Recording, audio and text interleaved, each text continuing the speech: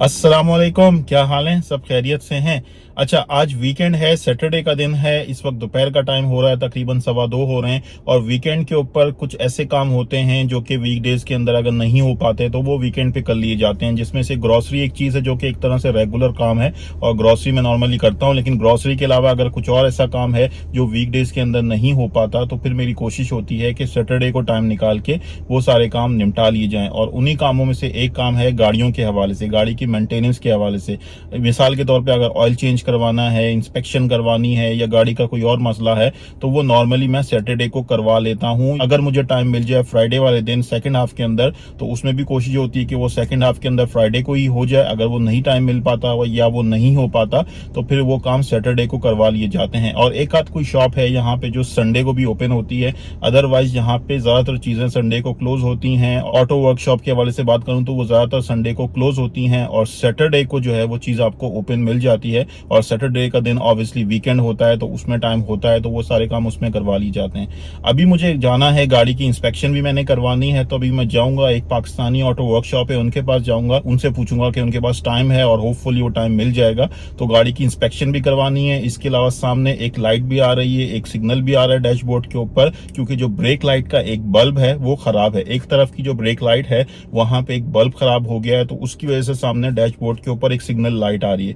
तो वो भी चेक करवाना है। अगर बल्ब रिप्लेस हो सकता है तो बल्ब रिप्लेस करवा लूंगा। हो सकता है कि इसकी वजह से इंस्पेक्शन पास ना हो, पॉसिबल है, और हो सकता है कि पास हो भी जाए, क्योंकि कुछ चीजें ऐसी होती हैं जिसकी वजह से गाड़ी की इंस्पेक्शन पास नहीं हो पाती, तो वो चीजें फिर आपको फिक्स करवानी पड़ती है। तो जाके देखते हैं कि इसकी वजह से इंस्पेक्शन में कोई मसला तो नहीं आ रहा, और अगर मसला आ रहा है तो इसको कैसे फिक्स किया जा सकता है। तो चलते हैं और देखते हैं कि भाई ये सारा सीन किस तरीके से रहता है और क्या एक्सपीरियंस रहता है, कितनी जल्दी चीजें हो जाती हैं। और जाके चेकआउट करते हैं और साथ ही साथ ये चीजें मैं आपके साथ भी शेयर करूंगा, एक ओवरऑल आइडिया देने के लिए, इन्फॉर्मेशन के पॉइंट ऑफ व्यू से, एक ओवरऑल एक्सपीरियंस शेयरिंग के पॉइंट ऑफ व्यू से। सो चलते हैं और देखते हैं। लाइट के हवाले से मैं बात कर रहा था, वो ये वाली लाइट है, तो ये लाइट आ रही है सामने और इसमें जो है वो पीछे की लाइट्स की इंडिकेशन आ रही है, तो उसका मतलब है कि पीछे की जो लाइट है, टेल लाइट्स हैं, वहां पे कोई मसला है। तो उसको मैंने चेक किया था तो वो जो मसला आ रहा था वो ब्रेक लाइट के बल्ब का आ रहा था। एक तरफ की जो ब्रेक लाइट है वो नहीं जल रही जब ब्रेक प्रेस हो रहा है, तो इसका मतलब है कि वो बल्ब खराब हो गया है। तो जाके चेकआउट करते हैं कि ये रिप्लेस हो सकता है, इसमें क्या खर्चा आएगा। अच्छा, यहाँ पे गाड़ी की जो नंबर प्लेट है, जो उसकी रजिस्ट्रेशन है, वो एनुअली रिन्यू होती है। हर साल आपको वो अपना जो लाइसेंस प्लेट का जो नंबर है उसकी रजिस्ट्रेशन रिन्यू करवानी पड़ती है, और उसको रिन्यू करवाने के लिए गाड़ी की इंस्पेक्शन करवानी पड़ती है कि गाड़ी के अंदर कोई मसला तो नहीं। तो इंस्पेक्शन पास करवानी पड़ती है, और जब इंस्पेक्शन पास हो जाती है और साथ ही साथ इंश्योरेंस कवरेज भी होती है जो कि हर साल रिन्यू हो रही होती है, तो इंश्योरेंस कवरेज हो गई, इंस्पेक्शन पास हो गई, तो जब ये चीजें आपकी पूरी हैं तो डीएमवी के ऑफिस जाके या ऑनलाइन उनकी वेबसाइट के ऊपर जाके आप अपनी गाड़ी की जो रजिस्ट्रेशन है, जो लाइसेंस प्लेट है, उसका जो नंबर है उसको रिन्यू करवाया जा सकता है। तो एनुअल बेसिस के ऊपर ये सारा काम हो रहा होता है, ये सारी चीजें जो हैं वो एनुअली चलती हैं यहाँ पे। अच्छा, मेन स्ट्रीट के ऊपर ही थोड़ा सा आगे जाके एक पाकिस्तानी ऑटो वर्कशॉप है, तो स्टार ऑटो के नाम से एक वर्कशॉप है, ये सामने नजर आ रही होगी राइट साइड के ऊपर। तो यहाँ मैं जाऊँगा, यहाँ से मैंने पिछले 2-3 दफ़ा आई थिंक 2 साल से इंस्पेक्शन करवाई है। सो इसको देखते हैं कि इसके पास कोई रश तो नहीं है, यहाँ से इंस्पेक्शन करवाएंगे। तो ये पाकिस्तानी ऑटो वर्कशॉप है, एक पाकिस्तानी की है। सो देखते हैं, होपफुली ज़्यादा टाइम नहीं लगेगा।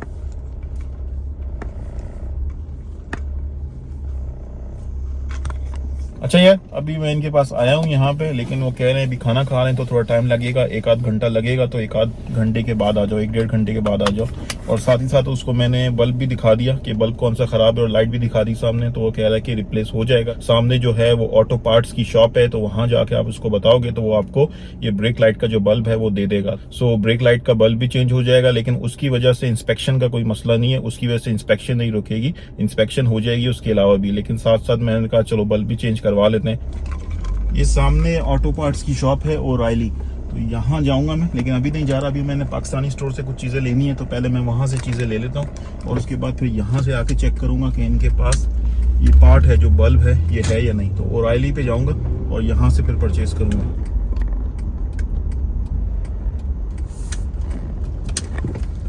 अच्छा भाई, तो ये है O'Reilly, I don't know exactly क्या प्रोनाउंसिएशन है इसकी, बट खैर मैं यहाँ आ गया हूँ।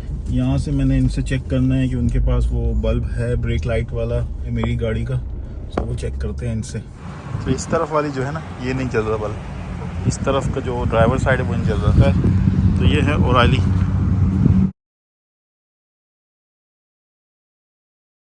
अच्छा भाई, बल्ब मिल गए और 2 बल्ब का सेट है और ये मिला है मुझे 981 का, $9.81 का इंक्लूडिंग टैक्सेस। सेल्स टैक्स 0.62 का बना है और वैसे जो बल्ब की प्राइस थी इसकी वो 919 है। सो ये मैंने लिया है यहाँ से। अच्छा भाई, ऑटो पार्ट शॉप से निकल के सामने ही जो है वो वर्कशॉप है। यहाँ तो सब एंटर होते हैं बट यहाँ पे भी जो है रश लगी हुई है, मुझे ऐसा लग रहा। Let's see.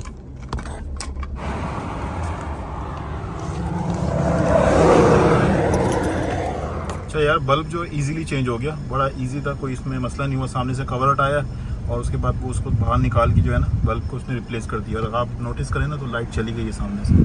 अच्छा, बल्ब जो रिप्लेस हुआ है ना वो यहाँ से हुआ है। ये इसका कवर है, यहाँ पे ये कवर निकाल के और यहाँ पे था इस जगह। तो इतना कोई मुश्किल नहीं था, इजी था। और ऑब्वियसली उनका वो मैकेनिक है, उनको पता होती हैं सारी चीज़ें। आई थिंक ये वाला शायद ऊपर की तरफ है या किधर है कहीं। जो बल्ब चेंज करवाना था वो ये छोटा सा बल्ब था, यू कैन सी ये छोटा सा बल्ब है और बड़ा इजीली चेंज हो गया, रिप्लेस हो गया, कोई मसला नहीं हुआ। लेकिन ये छोटा सा बल्ब है और ये 2 बल्ब का जो सेट है ये $9 से ऊपर का है। तो यू कैन इमेजिन कि छोटी छोटी चीज़ें भी होती हैं ऑटो पार्ट्स के हवाले से, तो वो महंगी ही मिलती हैं। कोई बहुत ज़्यादा चीज़ें सस्ती नहीं है ऑटो पार्ट्स के हवाले से। तो भाई खान साहब का पोस्टर इधर भी लगा हुआ है। खान साहब की सपोर्ट जो है ना अमेरिका में बहुत है। तो ये सिस्टम के साथ जो है ना इसको कनेक्ट करते हैं, जो रजिस्ट्रेशन नंबर वगैरह वो डालिए। तो ये अभी चल रहा online, I don't know exactly अभी ये इन प्रोसेस है या क्या है। Okay. You checking? Yeah. Okay. Yes. No. Okay, ये अभी इसको आगे प्रोसेस कर रहे हैं। You're 1004. ओके भाई, तो ये सिस्टम के अंदर आ गया पास। Okay, so that's done. तो इट्स गुड, बहुत ज़्यादा टाइम नहीं लगा। तो इंस्पेक्शन भी हो गई अल्हम्दुलिल्लाह और कोई मसला नहीं हुआ और बहुत ज़्यादा टाइम नहीं लगा। तो ये जो इंस्पेक्शन थी ना, आई थिंक ये लिमिटेड इंस्पेक्शन थी। बॉडी लेयर है, काफ़ी पुराना है, लेकिन उसने कहा कि इसमें जो है अभी डिफरेंट तरह की इंस्पेक्शन होगी या पूरी इंस्पेक्शन उस तरह से नहीं चाहिए। तो इस वजह से इसकी जो फीस है ना वो भी कम थी, क्योंकि ये लिमिटेड इंस्पेक्शन थी, सिर्फ safety inspection he was saying. तो शायद 1 साल बाद या अगले साल जो है हो सकता है कि डिफरेंट इंस्पेक्शन हो, फुल इंस्पेक्शन हो। हालांकि पहले आई थिंक फुल इंस्पेक्शन ही होती थी, आई डोंट नो अभी कुछ थोड़ा बहुत चेंज हुआ है या क्या हुआ, I am not exactly sure.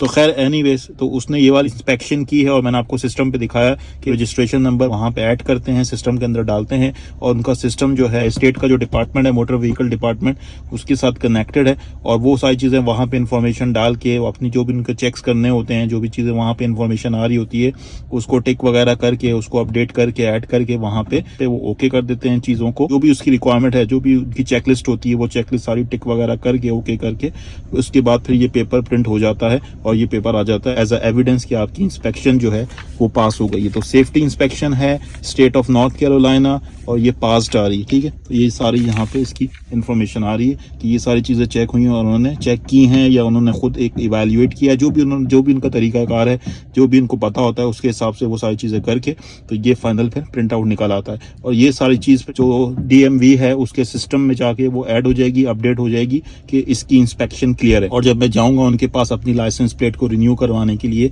या रजिस्ट्रेशन को रिन्यू करवाने के लिए, तो वो उनके सिस्टम में ऑलरेडी चीज़ें ओके होंगी और फिर वो ऑनलाइन करवानी है या उनके पास फिजिकली जाके करवानी है तो वो रजिस्ट्रेशन रिन्यू हो जाएगी और उसमें कोई इशू नहीं होगा। अच्छा यार, तो ये सारा माहौल, ये सारा एक्सपीरियंस मैंने आपके साथ शेयर किया कि छोटा सा काम था गाड़ी के हवाले से। गाड़ी की इंस्पेक्शन करवानी थी, एक जो ब्रेक लाइट का बल्ब था वो खराब था, वो फ्यूज हो गया था, तो उसको रिप्लेस करवाया।